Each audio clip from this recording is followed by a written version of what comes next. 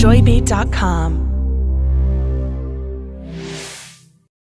Hi, this is Gene with joybeat.com, and I'm going to show you how you can record your sets using Traktor. Now, the great thing is nowadays you see online and everybody's posting their mixes. They've recorded live here and they've recorded live there.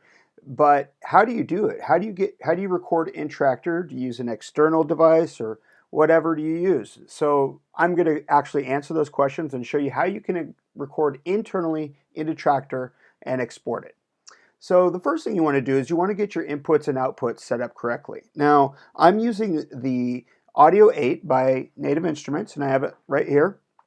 And the first thing you want to do is you want to find your input on where you're coming from your mixer. So most likely you've got Traktor hooked up to your mixer, and the mixer, you're using all 4 channels on the mixer, and you want to use the record out of that mixer to go back into Traktor. So what you want to do is get an RCA cable to go out of the record out, and this is going to look different on every single mixer you use. So it's usually going to be a record out or an auxiliary out, but whatever you use, you want to use that to go into here. So what I have here on the Audio 8 is channel D, and it's line in 7 and 8. And I want to remember that. It says it's 7 and 8 right here, and I want to remember that for the Traktor preferences.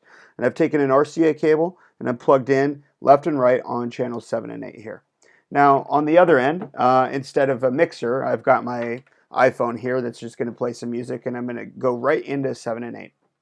Now, the next thing you want to do is set Traktor up accordingly. So I'm going to bring up my preferences, and you can do that by Apple, comma, or the little gear in the top right-hand corner of your screen. First thing you want to do is you want to set up your input routing. Now, the way Traktor deals with your input recording is it labels it as input effects send, and you can see that right here. Now, I said remember earlier about what input you're using, and that is because we're using input 7 and 8 on this box. So because I'm using input 7 and 8, that will be my recording. And I've selected that here, input 7 and input 8. Now the next thing you want to do is you want to go to Mix Recorder, and that's the several options down on the left-hand side. And you want to select what source you're going to be using. So if you're using an internal, like a controller to do your playback, you would select internal, and really you don't need to do any routing when you're selecting internal. But if you're using an external mixer, like we talked about earlier, and using the record out to come back into Traktor, you'd select external and then select where you want your signal to come from. Now you could select deck A, B, C, and D, but what I've selected is input effects send, and that's because we've routed a signal out of Traktor back through the mixer back in using the input effects send 7 and 8. So now that I've got that selected here, you can select where you want to have it saved. I usually select something like my desktop or somewhere that's easy to find because I don't really want to be searching for that recording later. And then split file size, and I select 2048 megabytes. It's like 2 gigs. I do that because I don't want to have to rejoin my files later in Ableton Live or whatever audio editing program. Once I've selected that, I hit close here, and you can access your audio recorder in the top right-hand part of your screen. And if you see here, there's FX and a little tape recorder.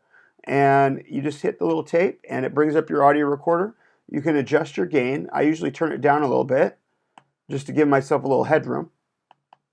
And then I'm going to go ahead and hit play on my player here. And if you notice, it's coming in. And I can then just hit record right there, and it tells me how long, the length, and the size of the file that I'm going to be using to record, which is very useful for knowing where this stands in regards to hard drive space. If I need to make a split in the recording, I can hit the cut button, and that splits the file, but also creates a seamless recording so you can just keep going. So that's how you record in Traktor.